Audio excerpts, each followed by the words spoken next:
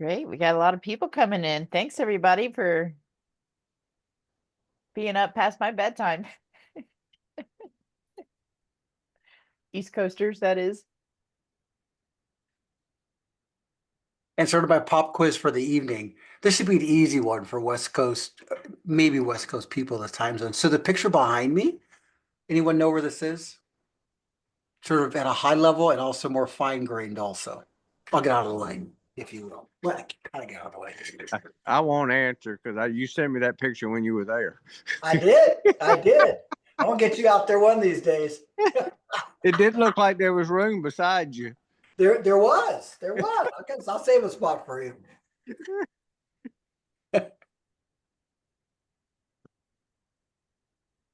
So Well, if anybody knows Eric's picture, you need to write it in the Q&A there. yeah, there'll be a special prize, right? I don't know what that might be. I think, one of the things I've shared with some of our club members, we're going to wait. By the way, are y'all joining? Hi. We're just going to do a little chatter here, give it about 2 more minutes before we start. My wife Laverne and I, we love our Airstream Club camping. That said, we also love to get out by ourselves sometimes. Yay, we have two right answers. Johnny Hansen, of course, and Dan Margolis. Both, yes, Death Valley.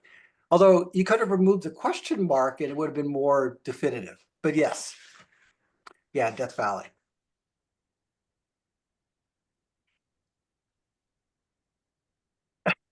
Kathy Geesey cheated because she had saw before also. But we keep talking about doing a rally out there sometime. We saw 3-4 Airstreams out there at least, and it's not that far to go, So Laverne's going to be thinking about that, maybe proposing it to Region 12 or Region 11 or something to get out there. It's just I do know one of our clubs does go out there though. I think it's Sierra Nevada, but I'm not sure.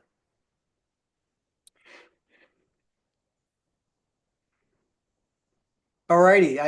So everyone, we have a couple questions. We'll get started in this, with some of these questions that we answered. The Death Valley, thank you. Thank you. And Vernon, hey there, buddy. We'll get to yours. Yes. We're excited about the annual member directory in print. And we have our fingers crossed that we'll have a really exciting announcement soon, but fingers crossed. So welcome everyone as you all filter in. This is, I'm not sure how many of these we've done, Lori and I have. We started these in Maine at the International Rally. And the whole idea was to provide a place where our members could chat with us. And, there's a lot of questions members have, either about their Airstreams, about sort of, what is that MAL thing? What does a affiliate member mean? Can I go on these things? And how do I sign up for caravans? And I got a great idea about a place we should go as a club. So we started these for that conversation. And so we're really encouraging you that if you have any question at all, write it in that chat box to the right there, the Q&A box, and we'll either answer it live or we'll answer it just typing it out if it's appropriate. If you don't know the answer, which happens sometimes, we keep records of these and we'll get back to you as soon as we can. And don't be afraid to ask anything. This is what these are for. Lori and I do a reasonable job of being able to answer, at least address most of the questions now or later. So introductions, first of all, our member guest, we got Margaret Hanshu in my upper left. Margaret is the international chair of our National Events Rally. She'll be talking about some really great progress there and frankly explaining what NERs are. My buddy David Gully from Arkansas, he's Region 6 first VP and incoming Region 6 president, starting in August 1st. So really excited about that. But David's here to talk about one of a passion he has long had, and he has helped Laverne and me really get grounded in as well, and that's the history of our club. David also serves on our club's historical committee led by Joe Poplinski. He's going to talk about the new about the new historical center we're looking to form in Jackson Center. So Lori Tilton, our executive director, if you can introduce yourself, and we have a new face on screen, Sherry. Yes, hello. Thanks, Eric. As Eric says, I'm Lori Tilton, your executive director.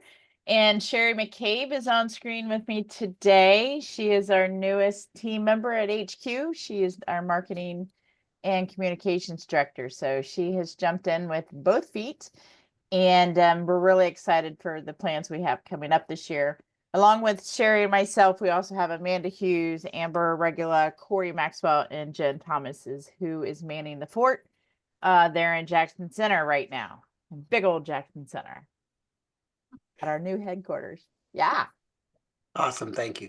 Okay, so here's what we're going to talk about today. Let me finish my screen sharing. Okay, there. Let me slide this over. I swear, when I think I'm getting proficient at that, I just learned that I'm not.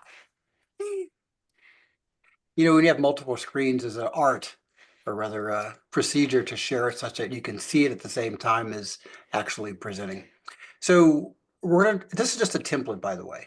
And so we're gonna talk about the Historical Center. We're gonna shift the order, but Historical Center, just about our membership from Lori and Margaret talking about a national events rally.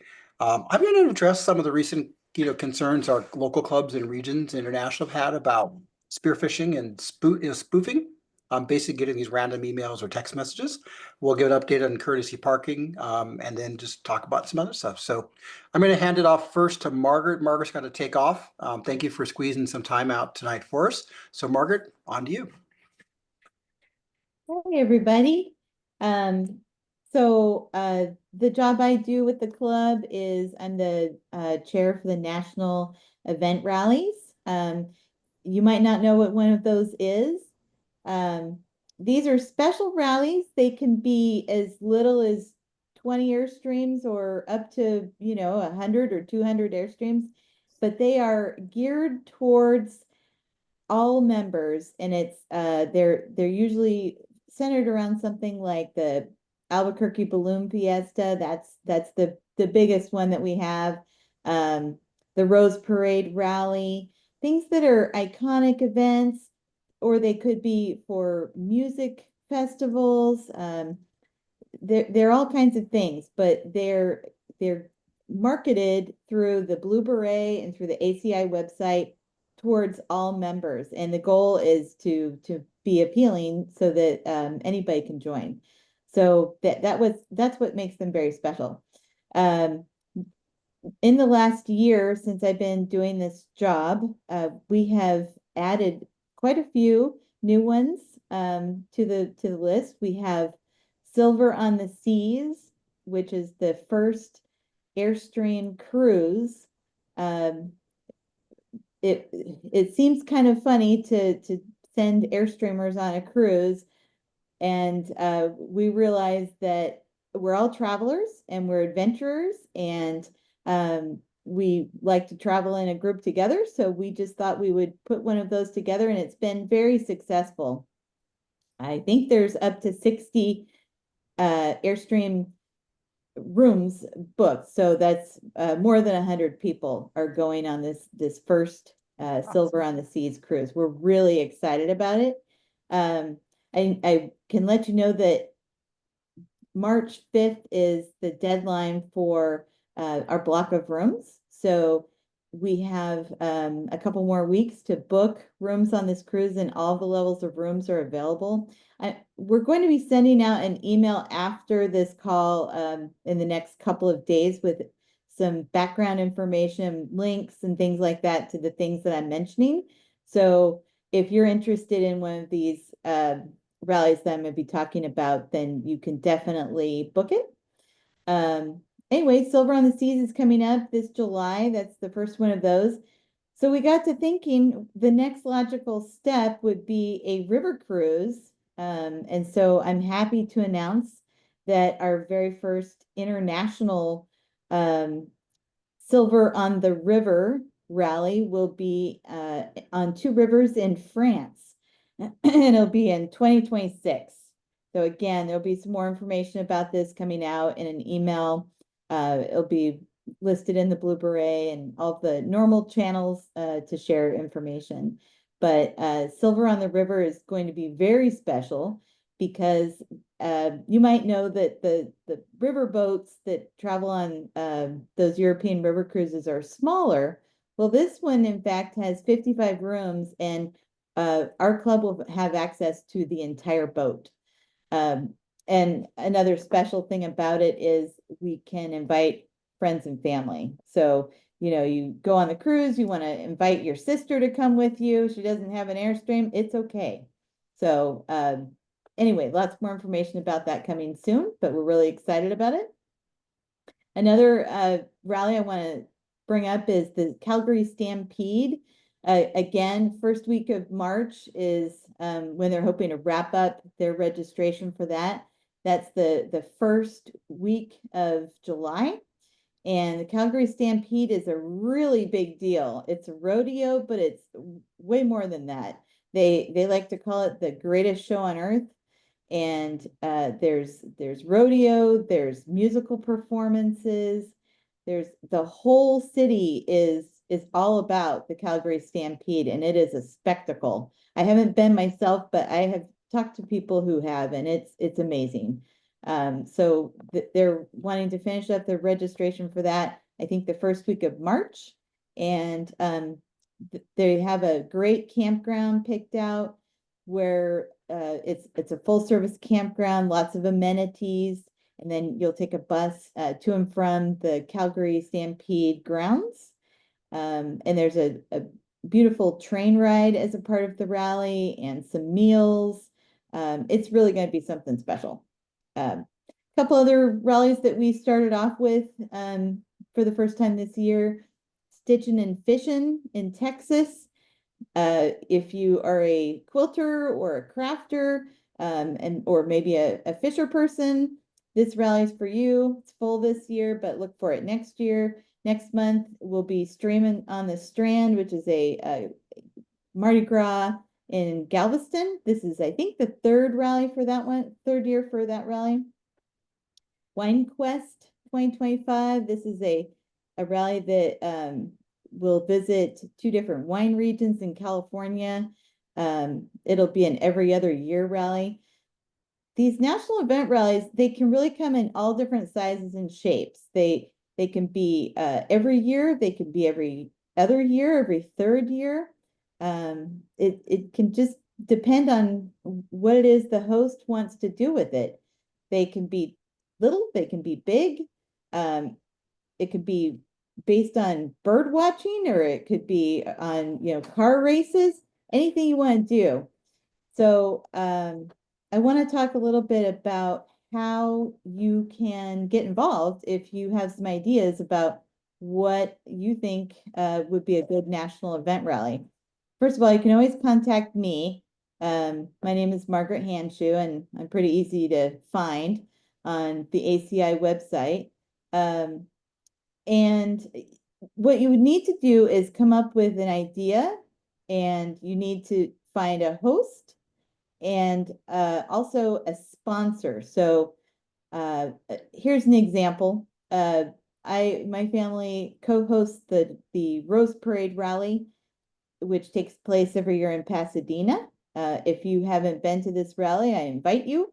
Registration will be opening up at the end of April, and it will sell out in just a matter of minutes. So if you're interested, keep an eye on the ACI website. But so we're the host, and we co-host it with another couple. And then Region 12, in our case, is our sponsor. So sometimes the sponsor is an individual club, or it could be a region. So you would want to find a host and a sponsor, and then you would do a trial run of your concept and figure out like how long the rally is going to be, how the registration is going to work, things like that. And then you fill out an application for the rally, and we go from there. You can always contact me and talk through your ideas, and it would be great to work with you and come up with a few more. We have 10 on the books right now that happen every year, but sky's the limit. We'd like to have 20 or 30 of these. So Margaret, just a couple of questions that yeah.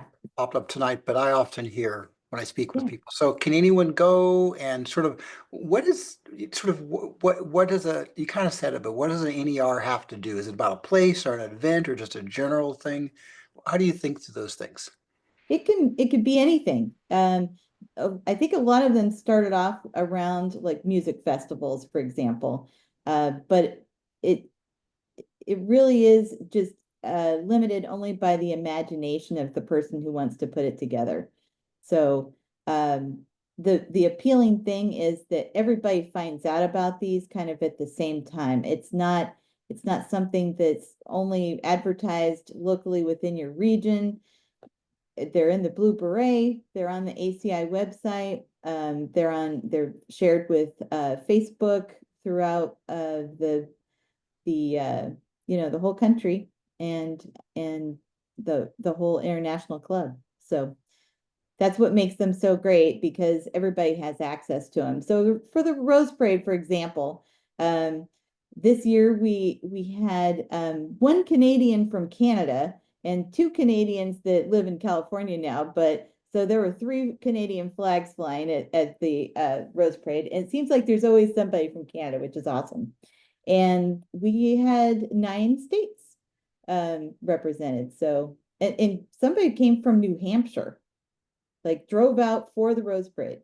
So it's just great to meet people from far flung other regions, and we love it.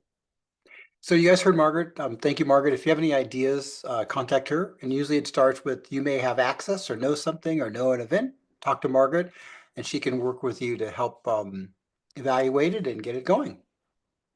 I don't see any open questions here, so I think, Margaret, you can jump off for the evening if you wish. Okay, Thank thanks, you Bob. so much. Thank you so much. By the way, this concept of having member input is great. You know, one of our members back east is looking to start a fly fishing intra club. And so my fingers are crossed that that happens. I'm pretty sure it will. And that was just his personal initiative saying, look, if you like to fly fish, and other people do also, let's get a group going at our club for fly fishing. So my fingers crossed we'll be able to announce that relatively soon as well. Okay, Absolutely. next And we're gonna Eric, can flip we over. just remind everybody, if you guys do have questions for David or Eric or myself, to use the Q&A, and we will definitely get to them as soon as we can. Definitely. Okay, next we'll go to David, and David's going to talk about our new historical center. On to you, David. Thank you, sir. Again, I want to thank Laura and Eric for giving me this opportunity. This is a very exciting time. We, as most of you know, in the last year or two, we have added to our campus in Jackson Center. We have a new headquarters now, and our existing building, where the headquarters had been for the last 40 years, became available. Eric and I have spent a year or 2 years talking about different opportunities and different things. Well, this being the 70th anniversary, we decided we were going to put more emphasis on our history, saving artifacts from our history, saving memories from our clubs, our regions, and just anything to do with the history. It's 70 years, which means we have 70 years worth of stuff stockpiled.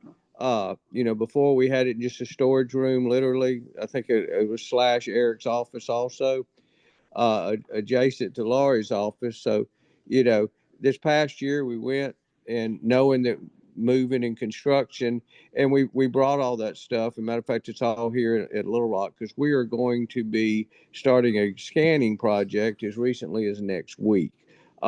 What we're doing is we're taking our artifacts, we're scanning all our Blue Berets, we're scanning all the caravanners, and we're scanning the membership directories. Eric was instrumental in helping us move forward with software and everything we need to make this happen. And we're finally making it happen. Well, the really fun part of all this is in doing all this, we've decided to take a large percentage of the old headquarters. Like I said, it's the building where the headquarters was housed for 40 years. So it already has a lot of history. There's a lot of things and a lot of history, obviously, in the last 40 of the 70 years of our heritage of the entire club have happened in that building. So we thought it was a very appropriate place to put our new historical center. As you know, when anyone visiting Jackson Center, whether it's for trailer service or to visit Airstream or to go by and see the headquarters, hopefully also, see the Airstream Heritage Center. we want to add another venue to the area. We want, when people are there, for them to come to the new historical center to be able to relive the history. We hope the clubs and the units and our members will share some of their memorabilia with us. We've all got stuff. I know from my parents, I had stuff that we attended rallies, 50 years ago. And because I'm like Eric said earlier, I'm also on the historical committee. We started to push about 2 years ago. Eric said, we've got a lot of history from, really, we're fortunate to have stuff from 50, 60 years ago, but we really have a void for the last 20 or 30 years. And so we're asking people, before that stuff gets discarded or thrown away, anybody that's got anything out there, family memorabilia related to the club or to Airstream itself, or anything to do with your units or your region. This past year, I've probably had 5 individual units that have sent me their scrapbooks. Back in the early days, or my early days, we every unit did a scrapbook. We took them to the international. They were judged, and it was a huge deal. They had brag boards, we called them, which was more like an information board. Prior to computers and everything we have now, that we'd have these rows of these boards, and every unit decorated their boards. We had contests, and about 30 years ago, I even won one year with the board contest. But with that is you would have these boards, and you would write down on there. You'd go by and you'd sign in, so everybody knew where you were. I'm in lot L, number 36. Otherwise, we didn't know. You would list your unit activities. Well, going back and talking to a lot of these units, a lot of these people, a lot of these units, somebody still had the boards, somebody still had these wonderful directories and these scrapbooks. And the scrapbooks, like I said, were a huge deal. Well, I've got probably 4 or 5 units just this year or in the last year to donate these scrapbooks to the historical center. And we're going to scan them as soon as we get down to doing units, so they'll be on our archives. People will be able to do that, but all that requires space and a way to display. So the 803, our old headquarters, is now we're dividing it up. We're going to make roughly 60% of it. Eric, I think you had a floor plan. We're going to make about, as you can see, well, this is the view of the area. So what we've got here, which is our campus, it shows, as you can see there, the right roof building was the original building. The building to the far left is our new headquarters. Together, all this and the land behind it that you don't see now makes up our headquarters campus. And we're literally taking this building, we're taking about 60% of it. And before you change, Eric, we also are adding several different campsites around it, a few at a time, as funds allow, but to make this a true campus, a true destination when you're in Jackson Center. Eric, I think we had the next slide, please, sir. This is the layout of the existing building. We're taking the existing building as it is and basically dividing it into 2. The light green areas you see will be the historical side. This will be where we store our documents, where we have display cases for hopefully things that will be getting donated. And whether you want to donate it or loan it to us, either way, it'll be something we can share with our members. And then other rooms will be for archives. Most of our history and the documents we have are paper. So, a lot of this stuff, it's hard to display these books, and some of them are so fragile. We literally have, archival gloves to even touch them. That's the reason we think it's important to scan these documents, have a kiosk available where members can go and look through. We literally get calls weekly, sometimes multiple a day. People saying, "Can you look this BRN up for me?" Or, "My grandmother and grandfather went on a caravan. Do you remember which one?" This will enable people while they're there to really do some family research.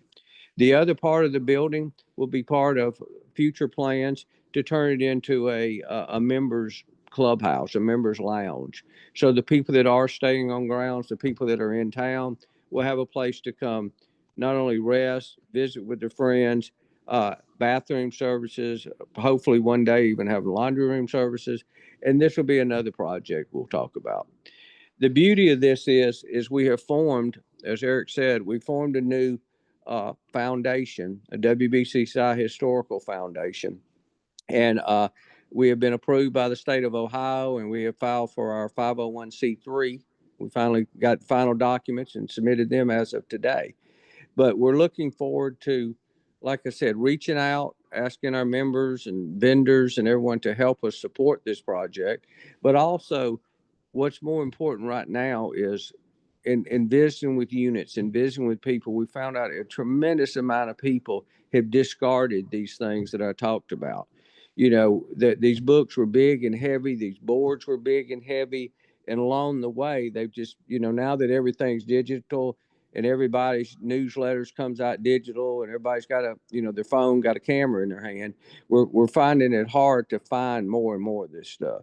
So we're asking anybody out there, if you've got something, whether it was a caravan you went on or rallies or events you attended, international rallies, anything that ties our club's 70-year history from the beginning when Wally and Helen were there up to, you know, even Sedalia.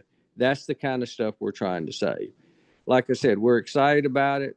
The whole program is moving along tremendously. We have a board set up. I'm proud that Eric has asked me to be the president of the board. And with that, Jenny Snetler, Eric, and Alan Rabb and I are all already actively involved.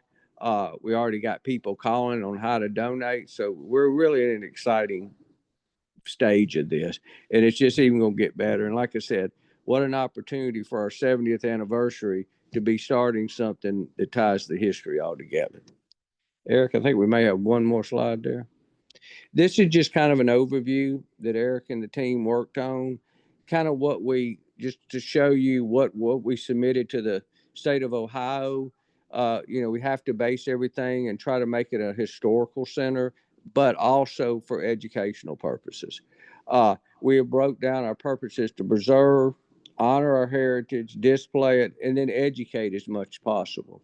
Fortunately, we have new Airstreamers coming on every day. We have people buying their Airstreams for the first time. And I've given tours in the Heritage Center, and people are getting more and more interested in that. As Eric said earlier, you know, we spend a lot of time talking about history. You know, we spend a lot of time talking about new Airstreams, but we spend equal amount of time talking about vintage Airstreams and the history that brought up. I'm still working on Eric to get his vintage, but maybe we're getting a little closer. And I told him that the rule is you got to have both. So you don't have to choose between vintage and new. You can have both. Anyway, like I said, we're doing as much as we can. We're having fun. Thanks to my team, Eric, Jenny, and Alan, and Laurie in the background helping us and pushing us and keeping an eye on everything. But we've got literally the dream team and a dream of all of ours to preserve the history of our club. David, this is really exciting. You can tell by David's smile and my smile. There, as you guys know, even if you're new members, there is something special about our club. You know, the 70-year history. Laura's going to talk about that, and it really is the history. So we have a question from Darlene Caldwell. Darlene from Canada. She's asking, when will you be accepting local club memorabilia? Darlene, we're accepting it now. And you'll be able to, if you want to reach out to Laurie or Eric or myself, I can give you my address. I literally, you know, fortunately, starting to get boxes in every week where clubs are sending it. So anything that anything you can imagine. I've even had some past international presidents donate stuff to me. And I have personally been collecting stuff for 30 years. And Eric has seen, you know, what I'm talking about on that. So even statues or mementos, because in the old days, when a unit officer or a region officer, especially the international officer, attended any events, that they were given gifts and they were given plaques and awards. Well, I've spent 30 years collecting those, but I know there's a lot of them out there that I haven't been able to get. But we are absolutely we're immediately collecting any kind of memorabilia, any like that. Any kind of non-deductible cash donations we're also accepting. Larger ones, we're taking pledges now for when we do get our tax finalized, but we are actively ready to go. Thank you so much, David. I heard my wife over there laughing. I think we're going to get a vintage. We're going to park it over there in Little Rock. We'll put it on some corner of your property. You'll never even know it's there. That's all right. Come on. You got your campsite set up. Thank you, David. I don't see other questions, but reach out to David or get to him through me or Lori. And good job, man. Really appreciate all the work and drive on this. Well, It's thank you. a great It's fun. project. Thank you for giving me a fun project. Ditto. Okay, so thanks, David. You can drop off or stay on, your preference. Yeah, I'm going to drop off the screen, but listen. All right, gotcha. Okay, now we're going to go to kind of the more traditional part of it and just talk about kind of where our club is. I think we're firing on all cylinders. And Lori, I'm going to hand it to you first.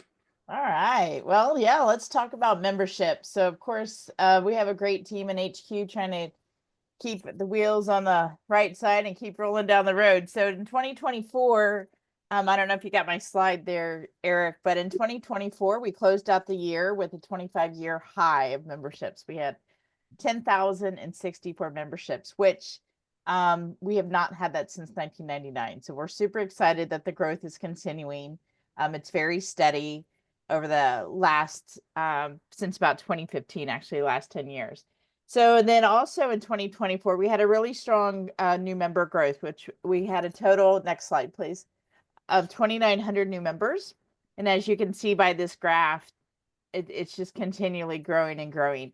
So we're doing something right out there. I think it's great when people, Airstreamers meet Airstreamers. I hear a lot of stories about that, stalking each other in a campground or something, but it brings new members in the club. So out of that 2,900 last year, that's about a 40% increase. And so about 32 or so of them are part of the Explorer program that we've partnered with Airstream Inc. on. So again, grateful that they're doing that with us, and it's great to have these new folks on board. Next screen, please. So I think most of you know, but I like to reiterate this and try to continue to communicate. We do have discounts and benefits. I don't know how much everybody is aware of them, but these are always being updated on our website. And you can go there, and this is where you can get your different codes for whether it's a, whatever the discount may be. So this is a variety of them. And then I've been told by Sherry, which is on this call, she's been leading this charge, so that we're going to have 2 more added, one in March and one in April. So we're continuing growing this. If you have any ideas of who you think we should try to talk to for a partnership, let us know, and we will continually work on that to bring new partners to us. And all of them may not be exactly monetary discounts, but they may be early access, they may be special things, things of that nature. So, but we're super excited to continue to get our brand out there. Next slide, please. So as I said earlier, I think we have like 190 some days left until the rally, 92 or something like that. No pressure on the team. So we have roughly a little over 900 sites already booked. We've got about 100 left. We are looking for some chair positions on our volunteers, which we need community service, photo, golf carts, room monitors, and traffic control. And again, if you want to keep looking at the website, you can see those needs of ours. And then the exhibitor and sponsor pre-registration is open now. And then we're going to be calling for presenters in March. Due to our growth and our growth of our rally continuing, we have a different app that we're going to be using this year. So we are continuing to grow, which is hopefully this one will hold us for a while. I don't know, maybe not. But we also need, we have 2 or 3 sessions of yoga going, but if you want to lead any kind of fitness activity, you can contact us on that. So we can continue, as we say, get moving when we're there. So we're excited to make this happen again and for the 70th year. So next slide. Oh, actually, first, Lori, can you just mention the team, and because we changed how we plan rallies a couple years. We changed several years ago. I'm sorry, and I keep forgetting that. They're the best. We have the best team. So there's 8 of us that is the core rally team, 4 our volunteers, and then 4 our staff members. And that is Debbie Wood, which is the lead of my right hand. And then we have Jeff Dalrymple, and then we have Bob Hoffman and Wayne Clark are all our members. And then on the what we saw inside our staff, it's myself, Amanda Hughes, and Sherry, and then Amber will come to the rally with us. So it's a great mix of experiences, backgrounds and stuff. So we work really well together to have a vision on all sides. And it's just an amazing team. And actually, we talked about it earlier, and thanks for reminding me, Eric. But, we're working on 25, 26, 27, and 28 right now. So they put in an amazing amount of hours, and it's all about trying to make a great rally for our members. And that's the core of what we're doing out there. So super excited to have this team and us to continue to grow with our sponsors and having additional people. All right, so let's move on to this little video.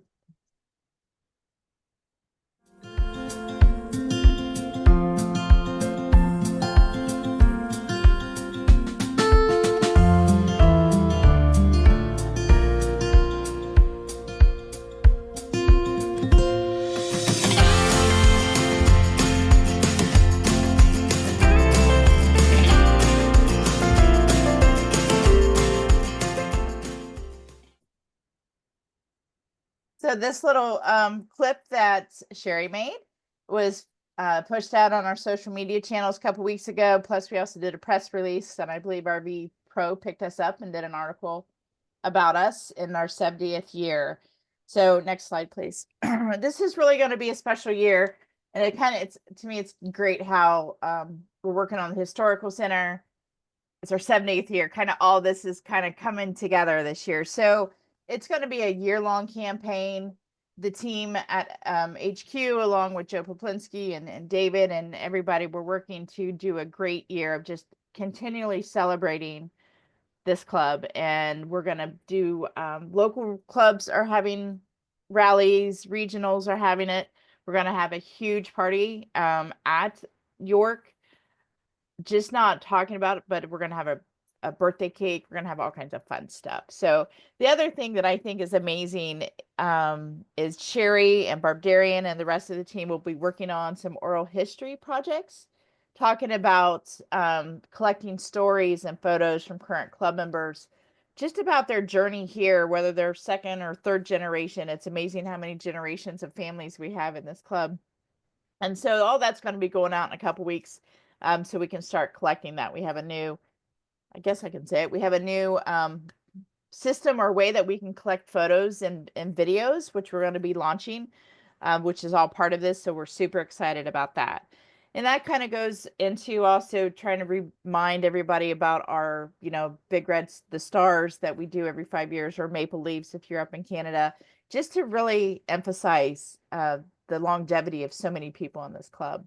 And then that logo you see, we are going to be having a merch store in relation to it.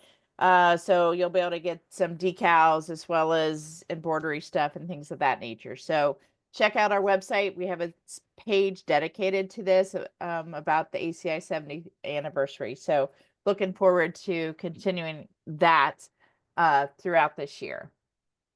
So I think that's all I got, right? So gosh, you guys, the second one always has less comments, but if you have any comments, just pump them in. We're ready. Come on. Let's pick up the pace here, guys. Ask us something.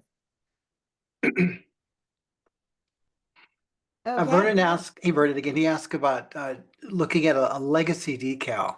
And I think that was brought up, I think, as one of the ideas from the membership team looking at it about what we can do for something for some of our legacy, our first gen, but maybe not that. Lori, I'll pass that to you.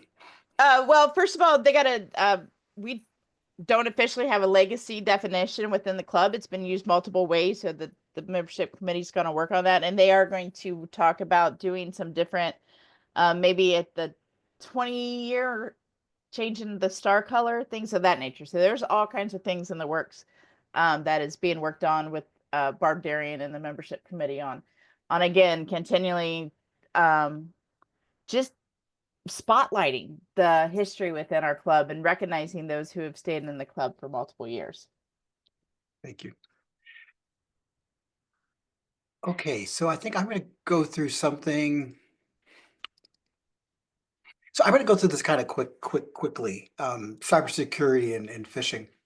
And what this is about is that it was an article I wrote for the last printed Blue Beret and also the online version and a blog also about the reality that many of you as club members, particularly if you're in a visible, electronically visible position, newsletter, president, rally planning, host, things like that.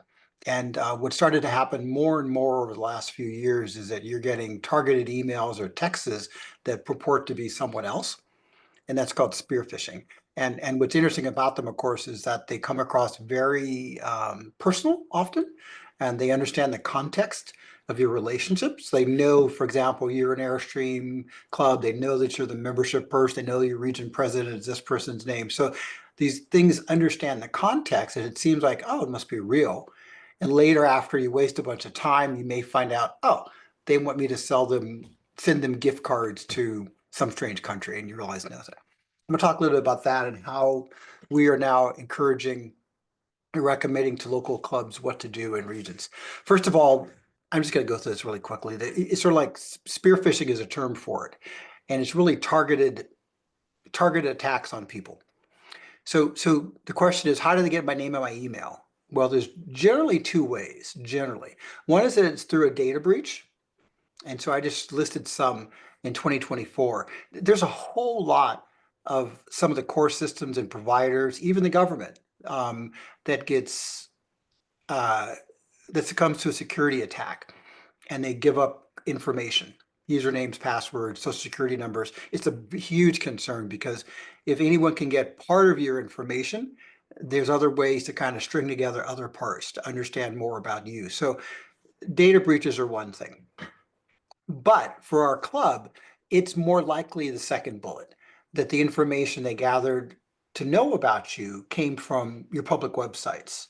By the way, I should have added Facebook on there too, by the way. Facebook, Instagram, X, Threads, all that stuff, Blue Sky.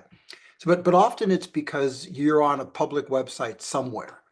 You're on a board of directors. You're on an executive team of some company, right? You may be a government representative. You may be a club officer. And so because that information is accessible, these systems can scan that and understand about you and target things towards you specifically.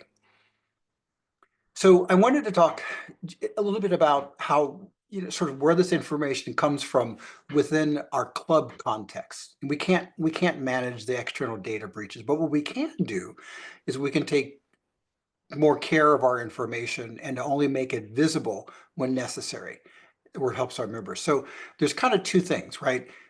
Your personal contact information that Lori and her team, international, manages and controls falls into two areas. One is that there's a very specific area on our public website that will remain public, and that shows who the club leaders are. And that's the IBT. So it shows the IBT members. There's about 20 people on there. It shows their name, often their email address. That is going to stay that way because we need to make sure people understand who we are. I would say, though, that the other information, the digital directory that you may use, IBT, board meeting material that may have names in it, that stuff is not exposed to the public, because to get to that, you have to use your club login to get there. So these external places can't get to it. So that is actually private, if you will. The part that is probably the richest source for this information that leads into spear phishing is data that's managed by regions, local clubs, and intra-clubs. And the beauty is that you can control that, right? You don't have to ask HQ or ask anyone else. Your region, local club, or your intra-club can control that. Typically, where we see information or we expect information is gathered is from your newsletters, if they're posted online, because your newsletters, most of them are great, but they talk about who the officers are, who the newsletter editor is. They may talk about birth dates of members. We do not want that stuff available to the public internet. So we really encourage you to put that behind the login windows. The login area. The other thing that are your general local club, region, interclub website. So for example, A lot of the local clubs and regions, for good reasons, historically publish who the president is and the president's email address, maybe their phone number on the website, basically contact information, membership contact information. We actually encourage that in the past. That stuff is great to have on there, but it really needs to be behind our login firewall. And by the way, Lori's team is going to be sending out some information out to, I think, all the local clubs soon, next week, talking about some of the stuff in more detail. And we have our information technology committee that can help the webmasters get that stuff off the website and get it protected. The other one that isn't well known sometimes is that this little black square there on the right hand, it's something that shows a particular event, a rally. There's a Hudson Mohawk lunch in February. Well, good job. It shows the contact information. It shows the person's name. It shows the rally, the luncheon's person's email. Well, that can be captured by people who are doing spear phishing. The way to get around that, though, is to, and this is the lower box, on that site, your webmaster can click a button that says protected page on the back end. And that allows that information to require a club login to get to. So they'll see that the rally exists, but to get to this information, they actually have to log in with their club login to see how to contact and even register for the rally. This also, by the way, will help some of the local clubs who have non-members sign up for rallies, because if they're not a member, they won't be able to get to the sign up information. So highly recommend that you do this. And I think by taking these measures here, most of your emails and stuff will not be exposed. By the way, if there's any questions, type them into the chat box. Not raised hand. Okay, so this is the last summary thing of sort of, what we can do. And I've already touched on these, but I want to just reiterate, just don't expose your personal email address or your mobile phone on a public site. And in fact, some of the ways to not do that are to use one of the your club's official emails. We decided a couple of years ago that we would, out of your membership dues and operational dues, we would offer one free email address per entity. And Lori's team administers that. And so each one of their local clubs and regions and intra-clubs has a free email address they can use. And it's airstreamclub.org, so it's not your personal one. If that's not something that you want to do, or your club doesn't want to buy a lot of these, just sign up for a free Google email address for your club communications. My wife, Laverne, and I, we never use our personal email addresses on anything we do with the club, unless it's just in our local club, right? And she actually acquired or signed up for a free Google email address, and she used that in her role. And it's great because that way all that stuff goes to the club site. It doesn't sort of contaminate your personal emails. Keep newsletters off your websites. I would also say keep your personal cell phone numbers off your club communications that are available to the public, because that's how they get it for text messaging. Regardless, no matter how good you are, someone will get your information. And the only answer really is learn how to recognize them, these spear phishing or spoofing attempts. And there's an article I wrote for the last Blue Beret and the Blue Beret blog. It goes some examples of how to do that. Remember also that artificial intelligence is fantastic, but it's also horrible, because artificial intelligence nowadays is being used to create very, very real looking, authentic looking, contextual communications that makes you believe this has to be a person. This has to be a person that knows me, because how would they know this? Well, AI again, right? So getting very sophisticated now. And lastly, this is kind of a separate thing, but we really strongly recommend that all of your club service subscriptions, be it to JotForm or be it to whatever, use two-factor authentication. And that's really what that is. You've all seen it from your utility bill or your IRS or whatever it is, where it says type in your username and password, and I'm going to send a text to your cell phone, and you have to read a number back. And the way I explain this is that it's basically they're asking for something that you know, which is your login credentials, and something that you have, which is your cell phone. So if you have both of those things, it's more likely that it is actually you before you log into your accounts. Okay, I think that's it. And I'm gonna go off of that, and there's a couple of questions. So Linda says, for the Blue Beret to pick up events, I believe that an email address and phone number is required. Can you please clarify? Lori, you wanna take that one? Yeah, I know we do need to have a contact, which I believe that we have to have the email. We pull all Yeah. that stuff from the back end. So we have to have a location and a contact. And a date, And a date to publish Blue Beret right? events. And even then, were I the membership chair of a local club, there's absolutely no way I would use my personal email. I would have a free Google or Outlook email address and use that for the reason I just stated. So Yeah, anyway, and if I could tag on to that though, Eric, it's just in case the way events get published in the Blue Beret is if they're posted on our website. That is all pulled from the back end. We no longer accept forms or anything of that nature because at one point that was all a redundancy of a lot of typing. So we pull all of that from the back end to be able to push into the Blue Beret, the printed version. Linda has a follow-up question. Is a phone number required? Linda, I'll have to look. I'm sorry, my brain has stopped working about an hour ago. So if you give us your big red number, post your big red number, I will follow up in the morning and one of us will get back with you. I don't believe it is, by the way, but we'll I don't verify. think it is. 'Cause I the think intent was it's that we did not want to publish something in the Blue Beret that did not allow someone to contact them, right? So, and remember, the Blue Beret is a paper thing, 4 times a year. So that's another reason why I would suggest to use not your personal information, because that is in paper form and anyone could grab it off a counter theoretically. Okay. yeah, Is and that as I said, whatever's online is what feeds the Blue Beret. Yeah. So So sorry to dive into that one, but I know it's a hot button for a lot of our clubs. I probably get a couple of emails. I'm sure HQ does on this, more than that a week about, this is crazy. What do we do about it?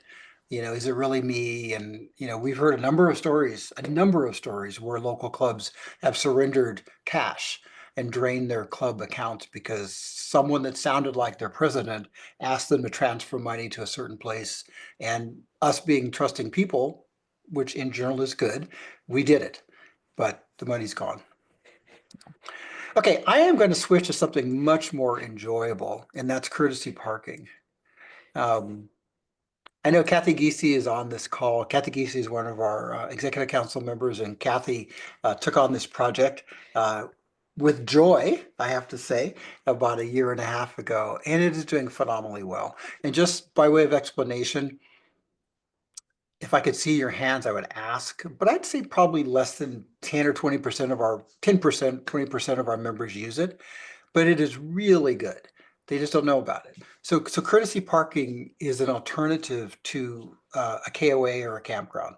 If you want to just stay someplace for a night free in a club member's backyard or house or barn or farm or front of their house, a number of our members offer this. And before, it was really hard to contact people, but now we have a solution that we partnered with Carver's Host on, where it makes it extremely easy. And you can see the map down below where you basically, once you're on this free Harvest Host account that shows our courtesy parking, and only club members can see this, by the way, you can look at a map, you can get directions, you can plan a route, and you can ask to stay. And what's really cool about it is that just the generosity and magnitude of our members. I've looked just recently, we have 340 some odd of our members across the US that offer free courtesy parking to other Airstream Club members. A fair number of them offer electrical hookups, which is really great, by the way. And a lot of them offer water. And one thing really cool is that almost all of them offer stay extra nights. And that's where, unlike Harvest Hosts itself, if I want to ask to stay at a member's place and they offer stay extra nights, I may be able to stay 2 nights as opposed to just 1. A lot of them offer, 100 of them offer same day booking. And that's actually pretty important because you may be driving along in your truck or your van and say, boy, I really just want to find some place to stay for the night. But it's now. And you go on the app, you look up, and 100 of them will offer same day booking. And you can actually filter for all of these things. A lot allow generators. All of them show online booking calendars, and 300 of them offer Airstream parking up to 30 feet long. So the way this works is that, and the way Laverne and I use it, is that say we're traveling across country, we were coming through Nevada a while ago. We looked for a place that had electrical and could take a 30-foot trailer and had a spot available the next day. And someone popped up and we asked to stay. And I think within a few hours, they replied back, yeah, absolutely love to have you. And so it was just a really wonderful thing. And we had a great evening. So really highly encourage y'all to use it. Kathy Giese shared with me that about a month ago, she pulled some data and found that I think there's like 220, 216 of our members had requested a stay I already. just pulled that, Eric. I just pulled that number because I wanted to share it to say how wonderful. And that we launched in October, right? So half the country is, winterized in October. So I can't wait for this year to see what happens. And I won't say even headquarters, but Lori tells me that our headquarters, which now offers courtesy parking to any member, has had how many now so far? 6. Again, I'm in Ohio. It's 20 degrees outside with an ice storm, but we had somebody last month. So, which a couple weeks ago was last month. So I really encourage everybody. I appreciate Eric started this journey. Kathy took it over and got us going with Harvest Host. I've heard so many wonderful stories about courtesy parking and just members meeting members. And I think I just can't wait to see a full summer of this program. Absolutely. So that was it for my time. I don't see any outstanding questions. So we got a few more minutes, y'all. If you have any questions or comments or suggestions, now is absolutely the time. You got 5 minutes. Come on. It's almost midnight back there in Lori's time and a little bit before that in David's time frame, but I'm wide awake out here in California. So. Oh no, it's 5 till 11 or 4 till 11 here. Excellent. No, it's past the time. So we have some more fun stuff coming up that we're just itching to announce. But when in the last few years, we've really focused on developing partnerships where they make sense for our club. Obviously, Harvest Host was one. There's a couple other ones that we're working on that we're really excited to launch that if it happens, probably happens soon, that will offer some more really interesting camping opportunities with a partner. So fingers crossed. Lori and her team are working on some more discount partners also. We're trying to figure out ways to get more shorter caravans available to our members. Right now our caravan capacity is limited by our volunteers who put on the caravans. And as you heard earlier, Margaret is looking to get people to help out with national event rallies. So we're really trying to make more opportunities for y'all to camp. We've also done a lot of work with the dealer network. Lori knows, I think, pretty much most of the major dealers now across the U.S. on a first name basis. And she was just at the Big Tampa RV show down in Florida. Pretty much whenever an Airstream dealership opens, they contact us now and they invite us to go visit and be part of the opening ceremony. So it's been really good. And we're hoping to also get some of the dealers to help us out with newbie rallies. We've done a number of these in California and other places around the country. So we're trying to get opportunities for y'all to get under in your Airstreams. So a couple of questions. Yay, questions. All right. Kathy said, my last courtesy parking host had a pot of chili and gimlets. Oh my gosh. See? Well, and that is the truth. When Laverne and I stayed at this last courtesy parking host, I won't share their names, just east of Tahoe. Oh my gosh. They said, well, do you want to join us for dinner? And I'm like, well, and we got there, fantastic dinner, cocktails, hugs all around. It was just fantastic. So, but isn't it nice? You all know after a day of traveling that somebody made dinner for you. Oh my gosh, is that not amazing? So Lawrence is asking, how do we access the people offering courtesy parking? We have all that information on our website, and I think somebody's typing that to you. So as long as you are a member of the club, you have that free access level within Harvest Host. If you already had an account with Harvest Host, we have to make sure emails match, and then you can add that layer. Let me show, Um, I can probably show this really quickly okay. because While was, he's looking that up, the iPhone, which I sure wish I knew who you were, iPhone.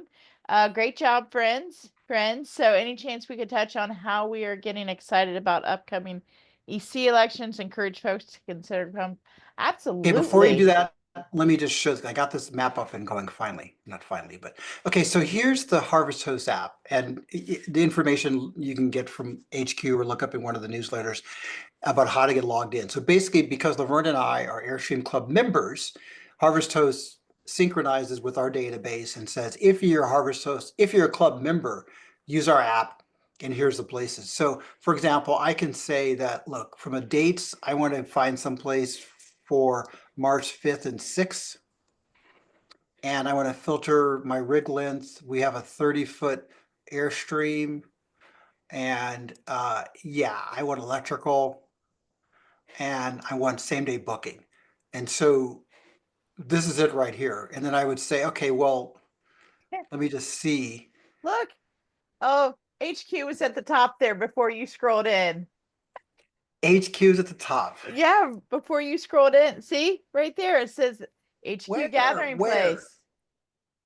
Oh, yes, yes, yes, yes. So this is how you do it. It's very easy to use. And the cool thing about it is that if I wanted to stay at HQ, I'd click on that. And what's really cool is that we know already that the date's okay because I filtered for that. We know they fit my 30-foot because I filtered for that. We know they have electrical because I filtered for that. And I would just say check availability, and it's there. We know that already. And then I would just say request to stay. And I click that, and I'll redo the dates again. Choose dates, and I'm not going to submit it. I don't want to bother them, but it shows my information. And Lori on her side, because HQ, she would see my information and I would say submit request, and I'd get an email back or that says your request has been approved or it's been, we're full. So it's really easy now. Okay, we had a question about elections. Yeah, actually, it was Jenny. I just said, hi, Jenny. She brought that up. So, yes. So, we encourage all of our members. It'll probably be a couple weeks. This information will be starting to go out for the next election cycle. And we encourage everybody to join up and contribute to the club. It's for someone who's been here over 10 years, 10.5 years as your director. The EC structure is amazing with all the different backgrounds and just experiences, how we're all able to come together, the EC and the board, to make things better for the membership. And it's really, I know I appreciate it as a person involved in this club. So And as a current club president, I appreciate it as well. The things that you see about our courtesy parking, about a lot of our benefit programs, about some things we're going to talk about later, this would not, the clubhouse, David Gully and the historical center, that stuff would not have been possible by the people that have said, yes, I'm going to spend 2 years or whatever it is helping out on the club on specific projects. We try to focus it now, not on ceremonial or stuff, but really on managing a business and coming up with new opportunities for our members to camp and enjoy their trailers, right? Because that's what your members for, right? We don't care about wearing fancy hats and, well, I like my beret, but we don't care about getting honored. We care about doing some work. We care about keeping a strong financial basis. We care about developing partnerships. We care about rolling out new and exciting programs. So it's really rewarding. And I really encourage anyone who has an interest to take a look at it when the information comes out in about a month or so. And elections are going to be in June, right? yep, elections Cool. will be in June. Awesome. So yeah, looking forward to it. Thank you all So very much. We're at the end of our time here. I'm going to let Lori go back to her time zone there in Ohio. that's Thank you right. so much. And thank you guys for joining. You all make the club, and I really appreciate the time you spent with us tonight. All right. Bye-bye. Thanks, everybody.